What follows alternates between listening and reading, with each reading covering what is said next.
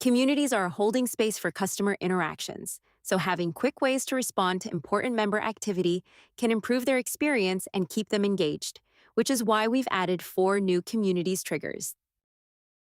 Let's learn what these triggers are, how they work, and how to configure them. The group joining request rejected triggers the workflow when a member's request to join a group is rejected by one of the admin members. Group post created lets you trigger a workflow when a new post is created in a group and can be filtered by channel, post title, and post content.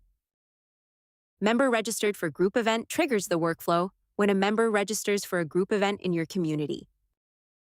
Group comment created triggers a workflow when a new comment is added to a group post and can be filtered by channel, post title, post content, and comment content. Let's go over the general procedure to configure these triggers. Create a new workflow in the automation section and select one of the previously mentioned triggers. In your filters, pick the group you want to include in the trigger. Fill out any additional details and save your trigger.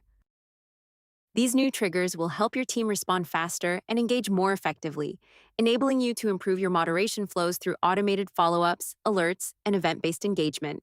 We hope you enjoy it.